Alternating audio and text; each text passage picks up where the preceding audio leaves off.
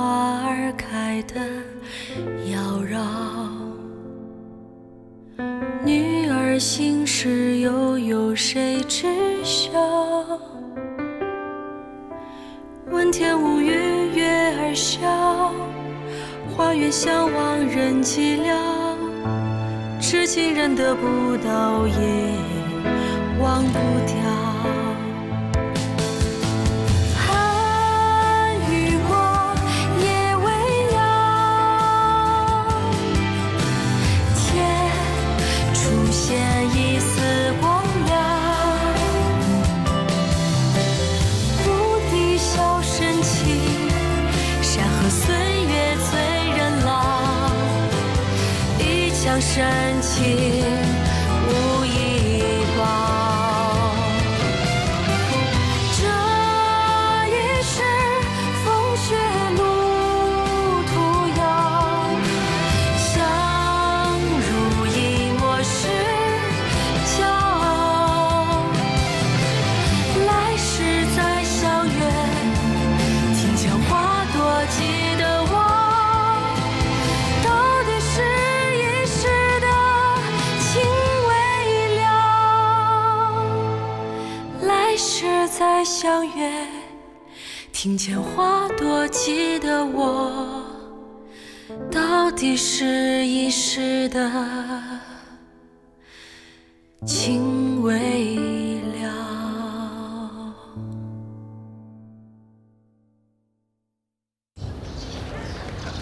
恭喜恭喜啊！恭喜！谢谢谢谢。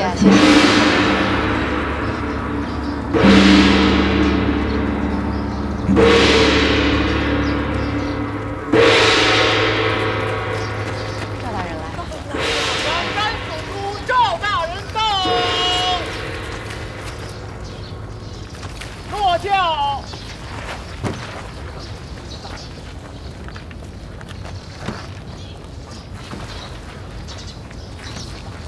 赵大人，里面请。这边请。这边。开学仪式马上就开始了，先在这边休息吧。好。那件事，你考虑的怎么样？我现在心里有点乱。你可以告诉我你心里乱什么，也许我能帮你做一个决定。哦，不用，我自己来。哦，好，我等你。妹妹，你能来帮帮我吗？好，我出去一下。啊，你去吧。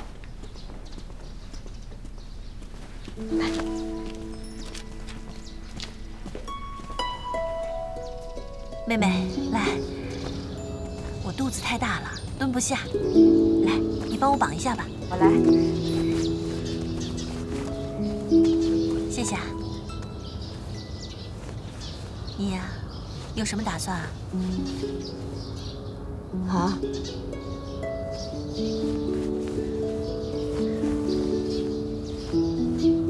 我想，我应该答应他吧。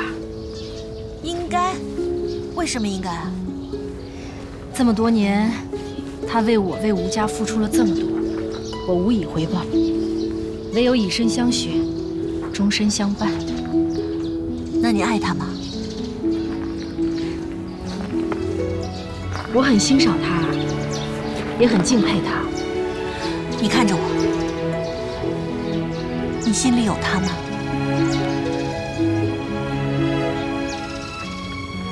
我心里有另外的人，可那个人永远都不会回来。说来说去，你爱的就不是他。我真的不明白，你不为吃不为穿，也没有什么父兄逼着你，你为什么不可以选择你自己爱的人嫁了呢？如果你爱他，你跟了他，哪怕千辛万苦你也会愿意；如果你不爱他，哪怕他再好，对你再好，那有什么用呢？我嫁给赵干事啊？休书在你手上，你是自由的。可是自由的定义不仅是你想嫁就嫁，更在于你不想嫁就可以不嫁，这才是真正的自由。建红，你还在这磨蹭什么呢？那开学仪式马上就开始了，还不赶紧站队去啊？哦，来了，快点快点，快去吧。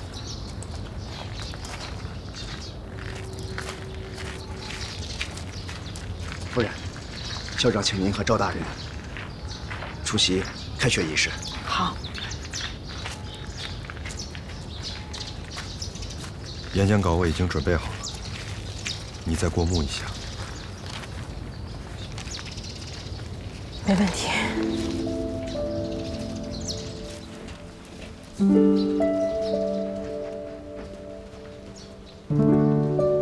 泾阳女子学堂经过3年的努力，我想清楚了。社会各界人士的帮助，今天呢终于建成了。你决定要现在告诉我吗？是。今天呢，大家怀着喜悦的心情，那你说吧。来祝贺泾阳女子学堂。对不起，胜利。我不能嫁给你。大家安静一下，安静一下。是因为吴聘，泾阳女子学堂，还是因为沈星移？现在开始。或者你舍不得吴家？首先，有请校董吴夫人致辞，大家欢迎。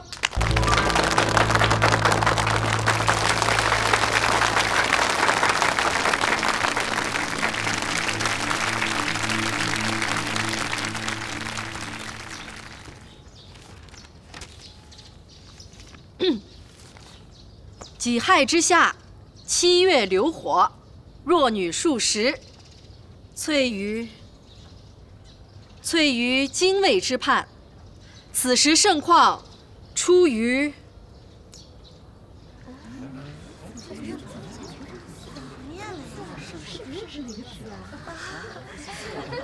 你们以后一定要好好读书认字，千万别像我这样，拿着稿子都念不出来。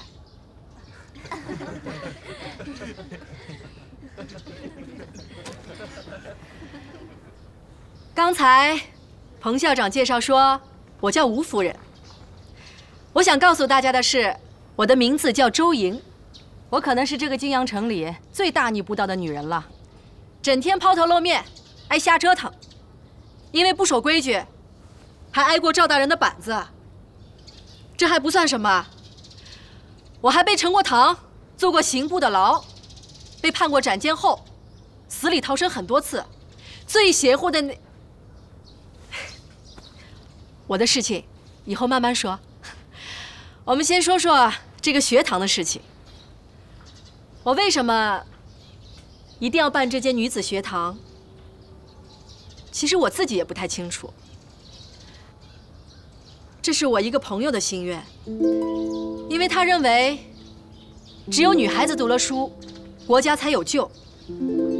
我也不太懂，但是我知道，人只有读了书，脑瓜才会开窍，开了窍才会有见识，有见识才会有本事，有本事的人，没有谁敢欺负。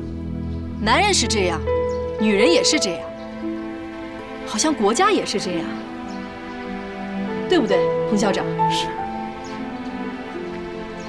我好像有点知道，我为什么要办这间学堂了。因为你们在这里学到了本事，就可以养活自己，就可以自由地选择你们想要的生活。比如说，你们每天吃什么，喝什么，说什么样的话，走什么样的路，过什么样的日子，嫁什么样的男人。我好像又有点说远了。不过，我觉得我这辈子还是挺值的。虽然现在亲人不多，名声也不太好，但是我从来没有违背过自己的意愿。我希望将来你们也能和我一样，想要的去争取，不想要的谁都强迫不了。我们想爱就爱，想干就干，活他一个，痛痛快快！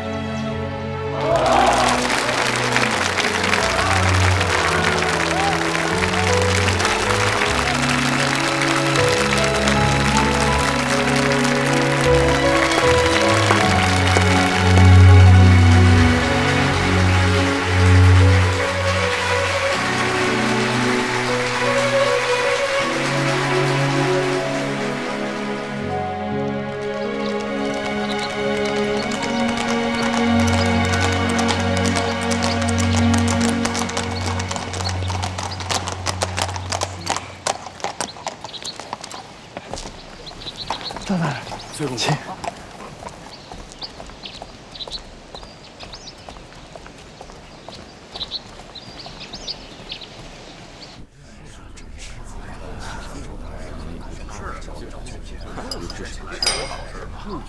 哎，这巡抚大人把我们叫来，他自己怎么不出面呀？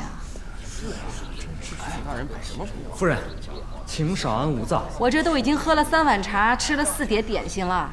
都已经等了2个时辰了，他要再不来，我可就回去了。是，你说我们老等着，这也不是个办法嘛。这大人马上就到，马上就到。端方大人到。大人，见过大人。见过大人。今日将各位聚集到此，乃是有一件重要事宜，要与各位进行商议。太后皇上移驾西安，乃是西安之福，陕西之福啊！尊请各位知恩感恩，积极报效，多少不论。我在这里给各位郑重的承诺，你们的忠心不会白费。陕西巡抚衙门将会根据报效银两的多少，给各位申请告封。我们孝义赵家报效5万两，这样石桥孟家报销2万两，社树姚家报销8万两，晋阳王巧余家10万两。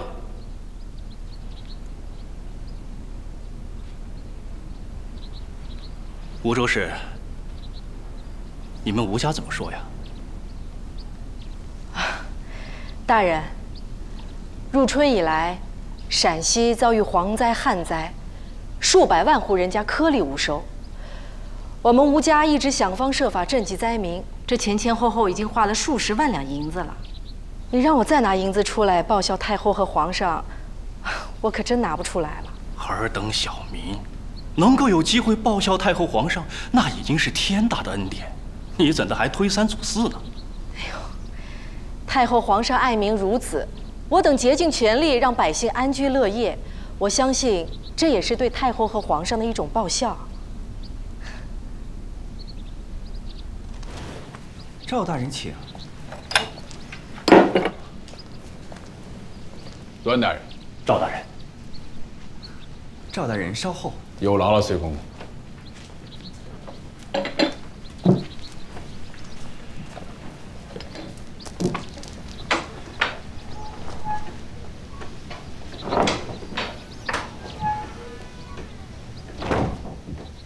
太后皇上正在会见荣禄荣大人，稍后就叫我们。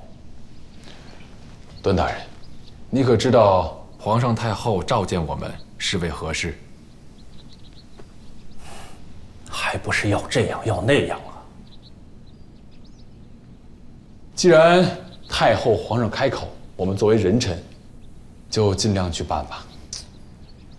说是尽力去办，可是巧妇难为无米之炊呀。自从太后皇上到了陕西，不到1个多月，知运集已经花了近30万两白银了。我已经山穷水尽了。竟然花了这么多！光是厨房，就分了荤局、素局、菜局、饭局、茶局、库局、点心局等近10个局，厨师就有100多人了。我这巡抚衙门有多少银子，你是知道的，让我怎么负担呢？那是得想个办法。我倒是想了一个办法，让陕西的富商们报效，总算又凑了几十万两，勉强可以再维持几个月。不过，那泾阳吴家的吴州市，却是1两银子都没出。我将话都递到他嘴边了，让他多少出个3、5万两，他居然跟我哭穷。这个吴州市向来慷慨，修文庙建学堂，设厂挖井，修渠施粥，从不吝惜千金，怎么会吝惜这区区一点银子？他就是这么跟我说的，说银子都拿去赈济灾民了，没有多的了。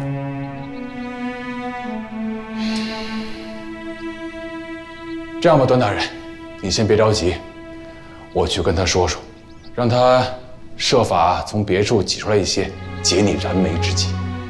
那就有劳赵大人了。太后、皇上宣2位大人。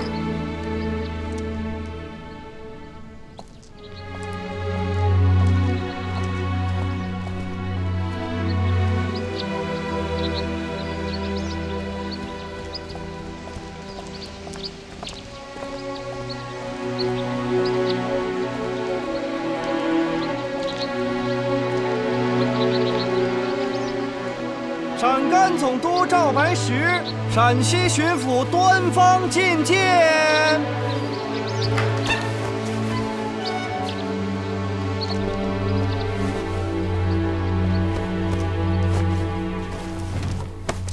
臣赵白石，臣端方叩见太后皇上。端方，你给我和皇上安排的什么所在呀？这东走2步是墙，西走2步还是墙，连个像样的召见大臣的房间都没有，这哪里像个行在的样子啊？太后圣明，臣马上着人整改。赵白石，你在陕西多年，你可知陕西有什么地方比较宽敞大气？回太后的话，南院门有一处所在，原属巡抚衙门，有个几百间房屋，勉强算是宽敞大气。好啊，那我们娘儿俩赶紧搬过去吧。太后，那院子久没人住，若是彻底清洗和打扫出来，至少需要3天的时间。还要在这憋闷之地忍耐。太后，臣有一个主意，距离西安不到100里，有个金阳，自明以来就是繁华之地，此地富商云集，其中尤以吴家最为知名。那吴家东院，据说建造时就是房子进城，格局宏伟，花园精美。太后皇上若是有幸，不妨去盘桓几日，回来正好搬入新制。万万不可！现在政局不稳，流寇颇多，还有逆贼蠢蠢欲动。太后皇上乃是万尊之躯，若是贸然出行，万一有个什么闪失，臣万死莫辞。有陕甘总督护驾，还怕什么流寇逆贼呀？整日关在这儿，看来看去就是这几堵墙，着实腻了。皇上，你觉得呢？出去走走也好。就这么定了。赵大人曾任金阳县令，对金阳情况再熟悉不过。臣建议，太后皇上此次出巡，就由赵大人负责。也好，我正有事和赵白石商量呢。臣当全力担待，保护太后皇上平安。少奶奶，你看，新出的不一样。我们工艺改进了以后，残次品越来越少，出布量越来越多了。康文，哎，大王，哎，少奶奶，小妹。小梅，大哥，你怎么来了？大事不妙。大哥，坐着说。你平白无故的得罪那端方作甚？你是说报销银子那事儿？3万5万的又穷不了你，你何必让他没面子？若是做善事，别说3万5万，就是30万50万，我也不会皱眉。可他要那银子，却是给太后皇上零花，而且明摆着就是为他自己邀功，我又何必迎合？你这次把他得罪的不浅。陕甘总督是我大哥，我还怕他？是，他明面上是不能把你怎么样，但他暗地里捅你一刀，那可是他的专长。你看看，这次他把一桩大事推到了你的头上。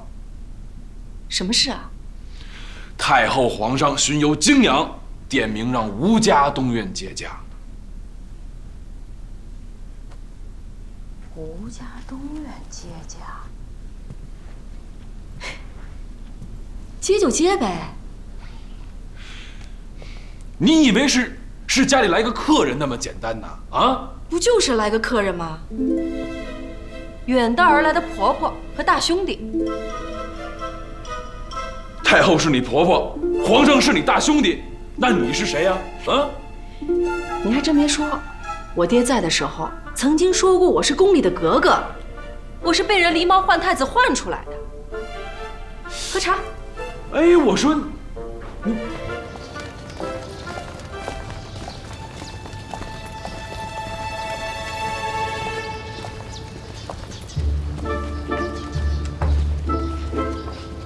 这条路全部铺满黄土，需要吗？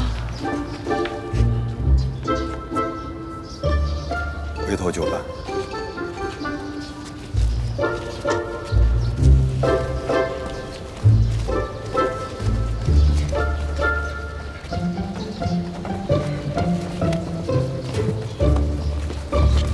所有的台阶、石板，全部用清水再冲洗一遍。好的。这得费多少人工啊！这些回廊，所有的门廊，全部都要张灯结彩。知道了。这是不是要办喜事儿啊？办好了，这是天大的喜事；办不好，就是天大的祸事。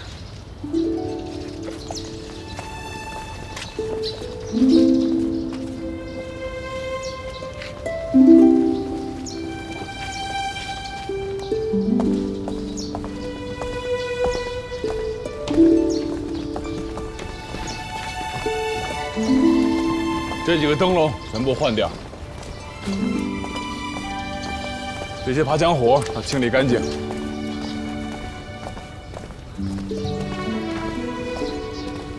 那棵树要砍掉。不行，这棵树是吴聘的爷爷亲手种下的。那棵树极易藏人，是防范的死角，必须砍掉。还有，那个假山要搬走，这个回廊要重新清洗干净。我都记下了，赵大人。你干脆啊，把东院拆了算了。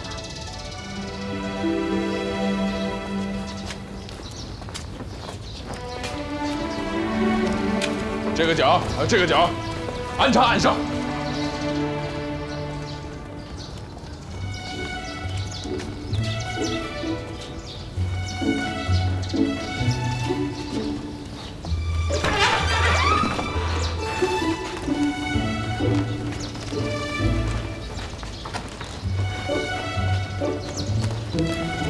这几间偏房留给宫中的侍卫，我们的人放在外面几间房里，万一有事，互相有个照应。是。那东院的丫鬟小厮可要遣散？本来人手就不用呢，还指望你的人帮忙呢。这样，太后跟皇上近处侍奉，有太监跟宫女。吴家东院原来的小厮跟丫鬟全部充作杂役，在院外候命。好的。韩先生，带着家丁在东外院巡逻，万一有事，听我指挥。好的，到时候我们听赵大人的。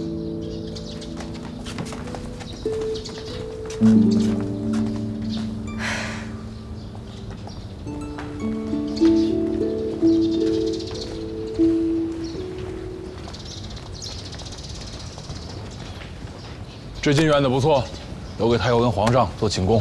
是。那我娘咋办呀？自己想办法。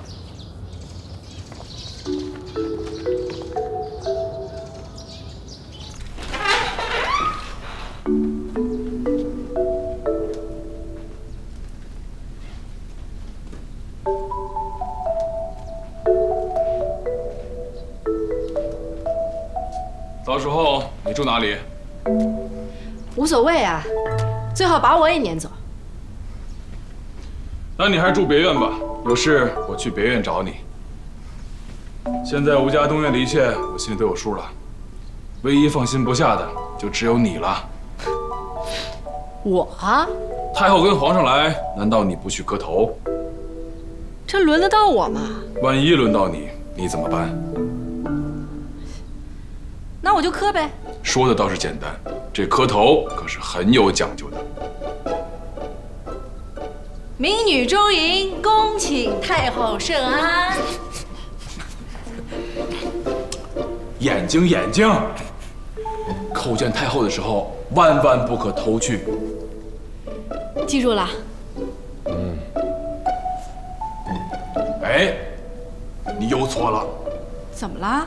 太后、皇上没让你起身，万万不可直身起立。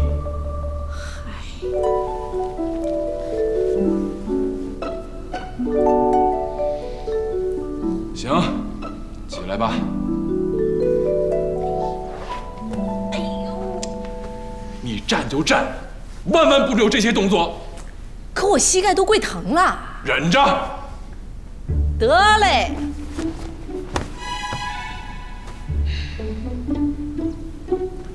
太后肯定会问你姓甚名谁，哪里人士，你照实说就好。若是不知道的，或是不清楚的，就说不知道。记着，言多必失，万万不可多话。开口之前，别忘了加上一句“回太后的话”。回太后的话，回皇上的话。算是开窍了，但是动作不对。不过，皇上应该不会说什么。为什么呀？哪那么多为什么？太后一般会温言几句，会让太监领你出去。记着，临走之前还要叩头谢恩。谢太后恩典，谢皇上恩典，记住了。看你，就是这句，别忘了啊！然后就完事儿啦。出了这6传经才算完事儿。记住，万万不可背对皇上太后，万万不可喧哗，万万不可脚步沉重。哎呦喂，这也万万不可，那也万万不可，这也太累了吧！伴君如伴虎，切记切记。太后皇上驾到！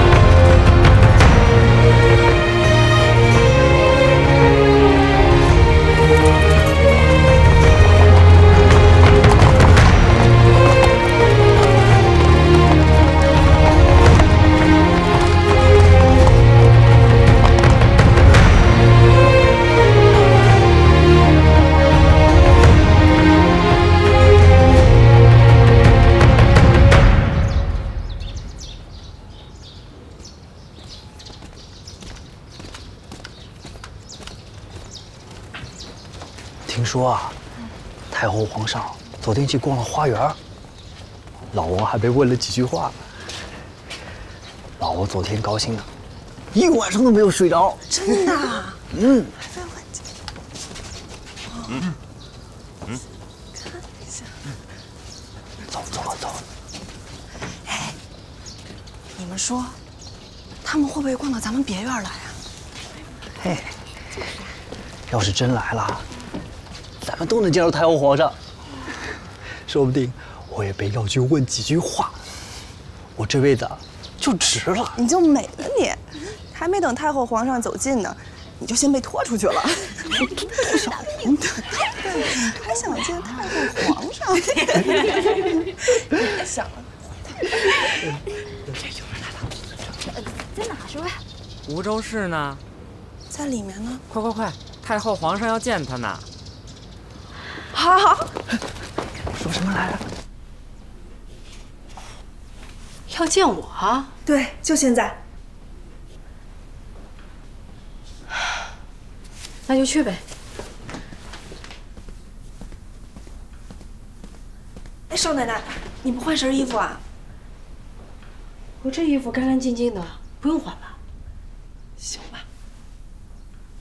少奶奶，走路的姿势啊，进了六船厅再装吧。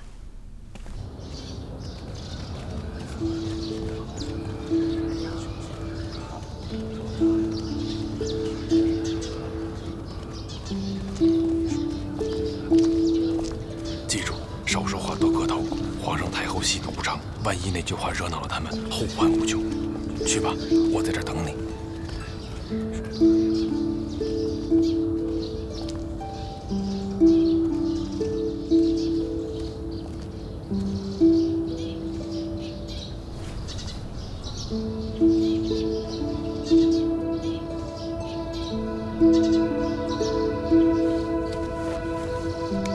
宣梧州市觐见。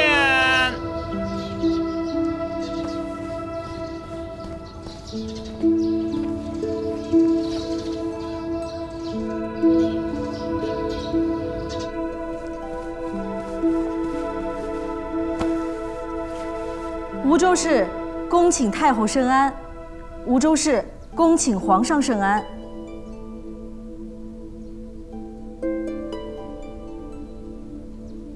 你叫周莹？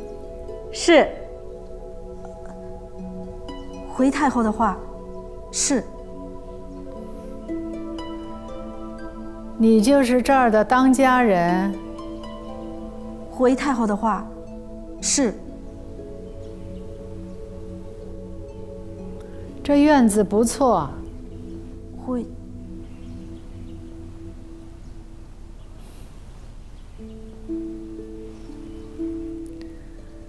你今年多大了？回太后的话，今年虚岁32岁。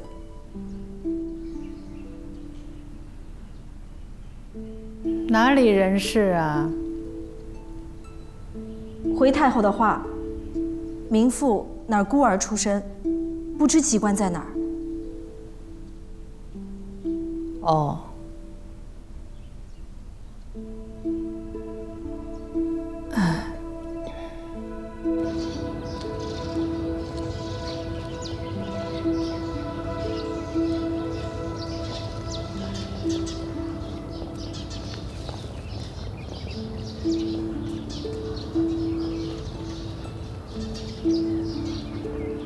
崔公公，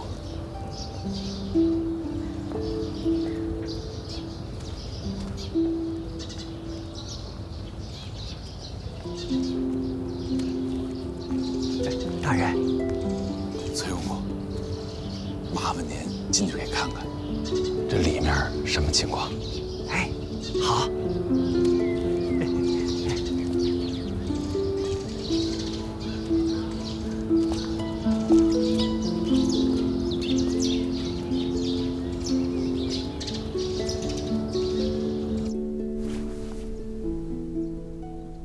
你跪安吧。回太后的话，谢太后皇上。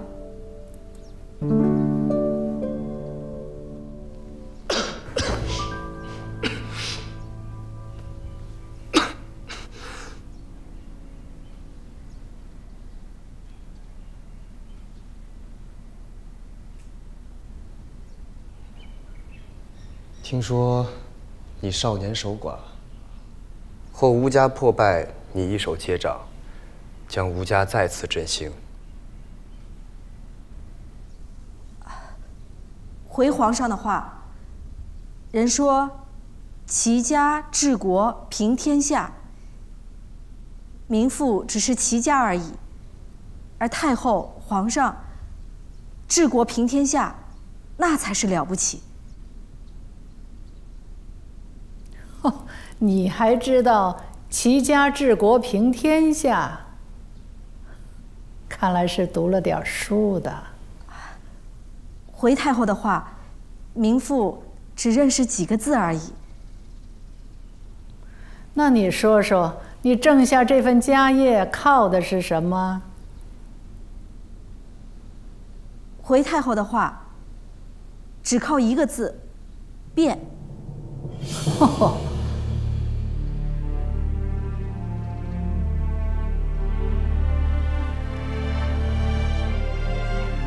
变。是。回太后的话，天下已经变成了世界，我们做生意的，如果还固守成规，那只有破败一条路可以走，唯有顺应时势，求新求变，才能立足。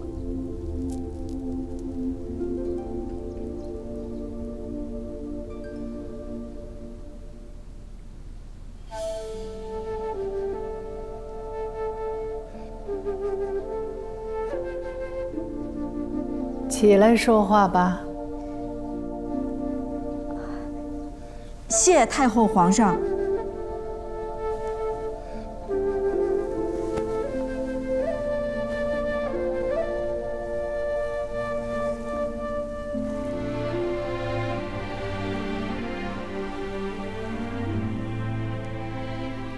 你初掌吴家时，那些男人可曾服你？肯定不服。但只要我能带着大家过上好日子，那后来自然也就心服口服了。倒也是这个理儿。你刚才说要顺应时势，求新求变，那祖宗之法还要不要呢？祖宗之法，如果能帮我挣到银子，那我就用；如果不能，我就不用。你倒实在。不过啊，以我这么多年做生意的经验，我倒觉得，有时候洋人之法倒是比祖宗之法好用。说来听听。我们吴家最老的生意是做土布，它几年前就已经关门大吉了。而我们的洋布工厂用的是英吉利的机器，最先进的治理经验，反而成了最赚钱的产业。我现在还跟另外几个洋人谈别的生意。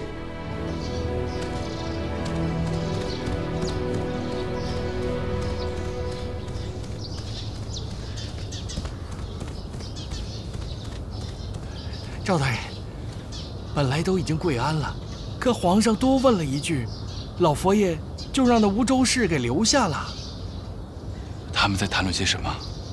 我隐约听到，好像在说变革什么的。多谢崔公公。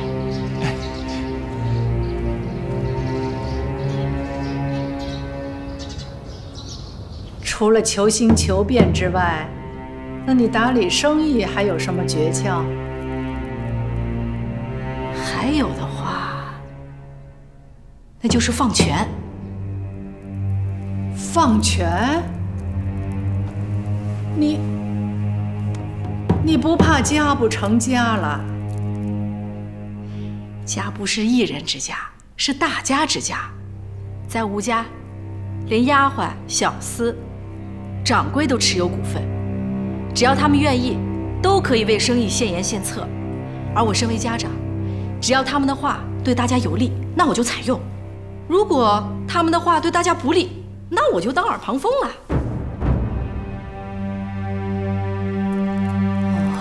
你还把股份分给了下人，你不怕背负败家的罪名？众人持股，心往一处想，劲往一处使，事半功倍。千两银子之家，我就算全部拥有，也不过是千两银子。而现在，众人持股，家业翻番，我就算只占股30%，那也是万两银子计算，何来败家一说？看来是尝到了甜头。所谓民为帮本，本固帮您，就是这个道理。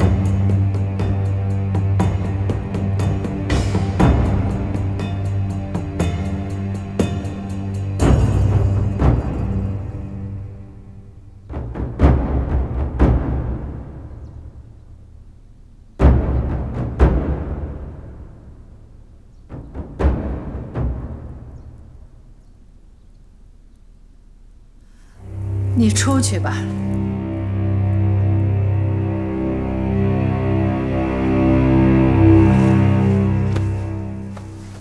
谢太后皇上。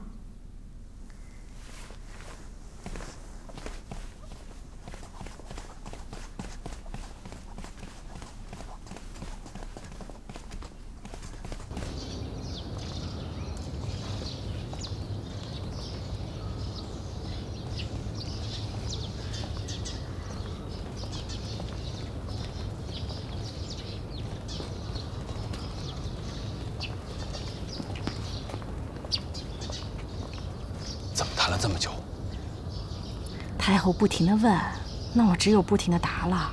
聊得如何？开始挺好的，但后来好像太后不太高兴，就叫我出来了。你们都谈了些什么？就是一些持家的心得。但我一不小心，把以前变法的时候，传单上那些话说了一句出来，太后好像一下就不高兴了。哪一句？民为帮本，本固帮您。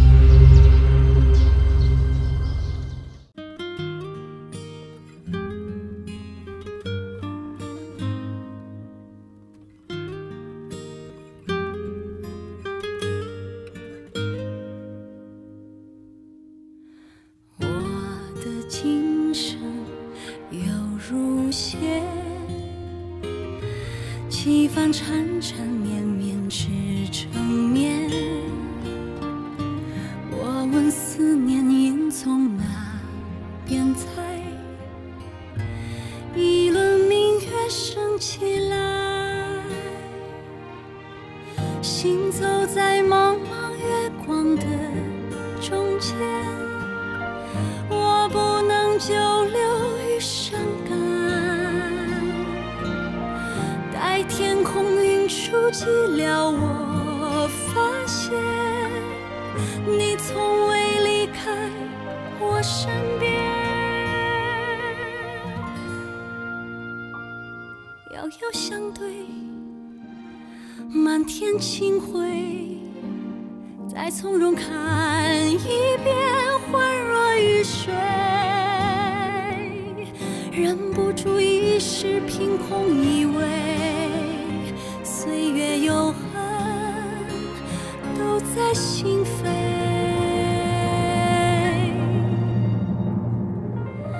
独自在茫茫月光的中间，我不能久留于伤感。待天空云舒寂寥，我发现你从未离开我身边。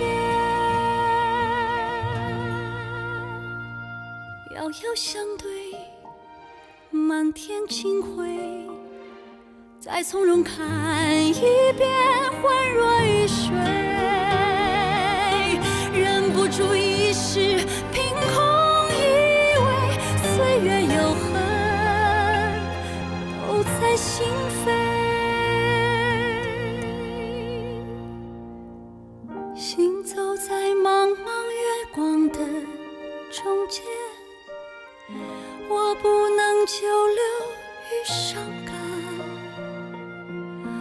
待天空云舒寂寥，我发现